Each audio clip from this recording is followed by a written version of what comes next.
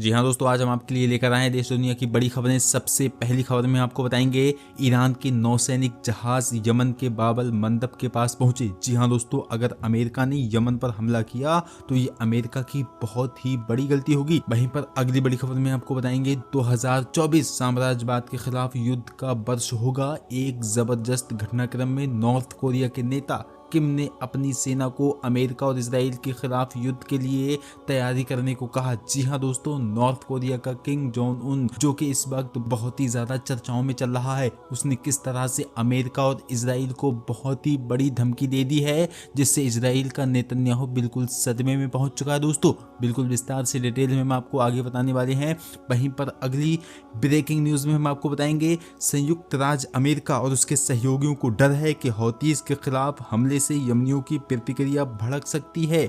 जी हां दोस्तों, इस वक्त अमेरिका को बहुत ज्यादा डर है। वहीं पर अंसारुल्लाह की सबसे बड़ी बाधा उसकी बैलिस्टिक मिसाइलें हैं, जिनकी मारक क्षमता 2000 किलोमीटर है। जी हां दोस्तों, इस खबर से आप समझ ही चुके होंगे किस तरह से अमेरिका को डर है बैलिस्टिक मिसाइलों से, जो कि अंसारुल्लाह के पास है, यमन के पास है। दोस्तों ये बहुत ही बड़ी खबर है, मैं आपको आगे विस्तार से बताने वाला हूं, इसलिए वीडियो को आखिर तक जरूर देख लेना। वहीं पर अगली ब्रेकिंग न्यूज निकल कर आ रही है, अल कस्साम फाइटर ने खान यूनिस में घरों पर कब्जा जमाए। आईडीएफ यानी कि इजराइल डिफेंस फोर्स के सैनिकों को उन्हीं के उपकरणों से उड़ा दिया। उन्हीं के हथियारों से किस तरह उड़ाया, क्या था पूरा मामला, हम आपको आगे बताएंगे। वहीं पर अगली खबर जो निकल कर आ रही है वो ईरान की नौसेना के डिस्ट्रॉयर जहाज ने बाबुल मंदब पार करके लाल सागर में दी दस्तक। जी हाँ दोस्तों, उसके बाद क्या हुआ ये जानकर आप भी हैरान रह जाएंगे। ये बहुत ही बड़ी ब्रेकिंग न्यूज है। वहीं पर आज की सबसे बड़ी जो खबर निकल कर आ रही है वो जानना आपके लिए बहुत ही ज्यादा जरूरी है, क्योंकि गाजा में इजराइल ने अपने ही सैनिकों पर किया हवाई हमला, एक की मौत कई घायल। जी हाँ दोस्तों, इस तरह की खबरें आप कई बार सुन चुके होंगे और लगातार यही हो रहा है कि सैनिकों को यानी कि आईडीएफ को, इजराइल डिफेंस फोर्स को ये पता ही नहीं चल रहा है कि हमारे सैनिक हैं या हमास के सैनिक हैं। जी हाँ दोस्तों, क्या है पूरी खबर, क्या है पूरा मामला, आगे मैं आपको बताने वाला हूं। वहीं पर अगली और आखिरी खबर मैं आपको बता दूं कि बंद होने वाला है इजराइल हमास युद्ध, नेतन्याहू ने उठाया बड़ा कदम, आईडीएफ ने दी जानकारी। जी हाँ दोस्तों, ये खबर जानना भी हमारे लिए बेहद ज़रूरी है, इसलिए वीडियो में आखिर तक बने रहें और जानें कि किस तरह से इस जंग को ख़त्म करने का नेतन्याहू ने ऐलान कर दिया है और उसने साफ तौर पर कह दिया है कि ये जंग अब बंद होने वाली है। दोस्तों किस तरह से ये पूरा मामला हुआ है, एक एक कर हम आपको सारी खबरें बताएंगे। अगर चैनल पर पहली मर्तबा आए तो चैनल को सब्सक्राइब करके बेल आइकन दबाने के बाद कमेंट में अपना और अपने एरिया का नाम जरूर लिखें, ताकि हम भी देखें आप लोग हमारी न्यूज कहां से देख रहे हैं। तो आइए सबसे पहली खबर में आपको बता दूं, ईरान के नौसैनिक जहाज यमन के बाबल मंदब के पास पहुंचे। अगर अमेरिका ने यमन पर हमला किया तो ये अमेरिका की बहुत बड़ी गलती होगी।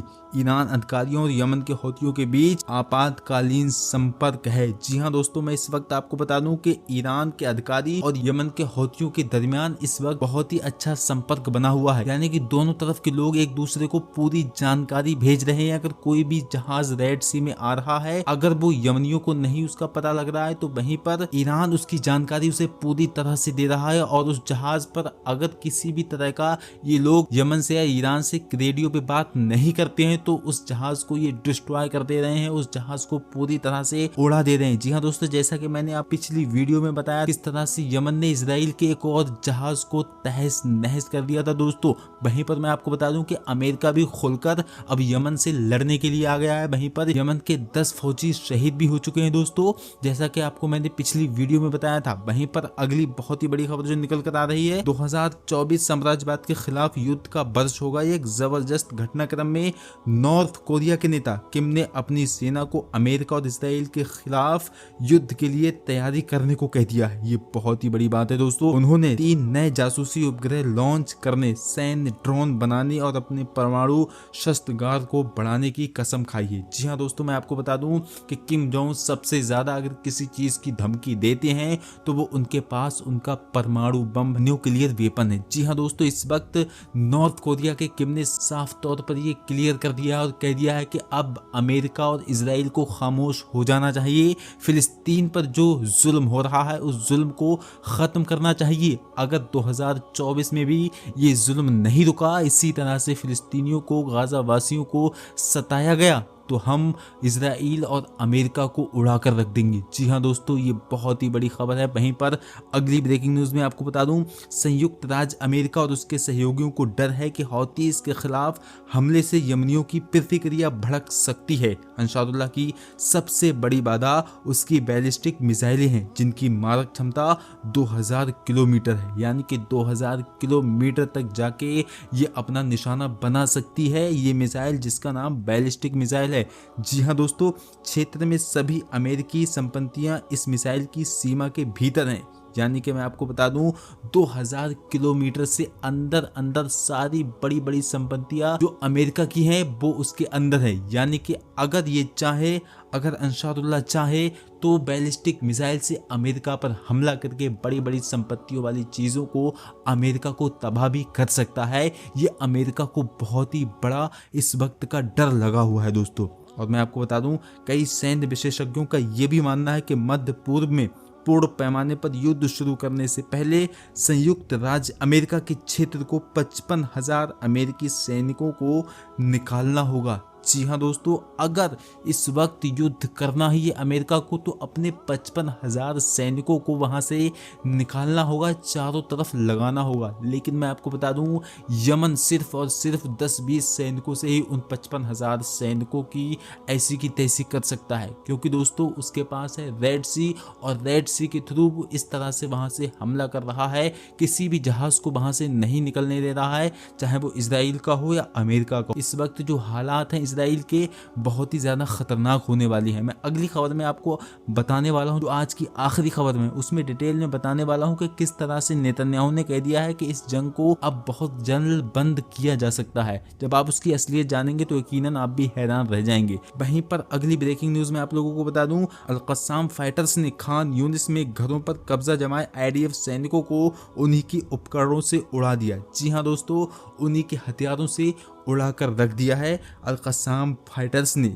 जी हाँ दोस्तों, एक दूसरी घटना में रेसिस्टेंस फाइटर्स ने गाजा शहर में अल-यासीन 105 शेल से एक IDF मरकाबा टैंक को निशाना बनाया। जी हाँ दोस्तों, मैं आपको अक्सर वीडियो में ये खबर बताता हूँ कि किस तरह से IDF के मरकाबा टैंक को उड़ा दिया जाता है अल-यासीन 105 मिसाइल से। जी हाँ दोस्तों, ये बहुत ही कम कीमत की मिसाइल है जो कि हैंड ओवर करके चलाई जा सकती है। वहीं पर मरकाबा टैंक जो कि बहुत ही ज़्यादा कीमत वाला एक टैंक है, उसको इसी तरह से अल-कस्साम फाइटर्स मुजाहिदीन इसी तरह से डिस्ट्रॉय करते हुए दिख रहे हैं। जी हाँ दोस्तों, वहीं पर अगली बड़ी खबर मैं आप लोगों को बता दूं, ईरान की नौसेना के डिस्ट्रॉयड जहाज ने बाबुल मंदब पार करके लाल सागर में दी दस्तक। जी हाँ दोस्तों, इस्लामी गणराज्य ईरान की नौसेना के डिस्ट्रॉयड जहाज ने बाबुल मंदब स्ट्रेट पार करके लाल सागर में दस्तक दे दी है। नौसेना के फ्लोटिला 88 ने समुद्री सुरक्षा के अपने मिशन के तहत अंतर्राष्ट्रीय जल क्षेत्र में अपने नेविगेशन के तहत बाबुल मंदब स्ट्रेट को पार किया और लाल सागर में प्रवेश किया है। जी हाँ, दूसरी ओर गजा जंग के चलते तनाव बढ़ जाने के बाद अदन की खाड़ी और बाबुल मंदब के इलाके में घटनाक्रम तेजी से आगे बढ़ रहे हैं। यमन के अंसारुल्लाह आंदोलन ने हाल ही में ऐलान किया है कि वे कई इजरायली जाने वाले जहाज़ों को बाबुल मंदब स्ट्रेट से गुजरने की अनुमति नहीं देंगे। इस ऐलान के बाद अंसारुल्लाह ने इस इलाके में इजराइल जाने वाले जहाज़ों को निशाना बनाया, जिसके बाद अमेरिका इस कोशिश में है कि अंतर्राष्ट्रीय समुद्री सैनिक गठजोड़ बनाकर इजराइल की मदद करे। फ्रांस और इटली ने अलायंस बनाए जाने का विरोध किया, जिससे अमेरिका की योजना नाकाम हो गई, मगर वो भी लाल सागर में उत्तेजक गतिविधियां कर रहा है। ईरान से लाल सागर जाने वाले फ्लोटिला में अल-बुर्ज डिस्ट्रॉयड शामिल है, जो कि ओवरहॉलिंग के चरण से गुजरने के बाद 4 साल पहले नौसेना में पुनः शामिल किया गया था।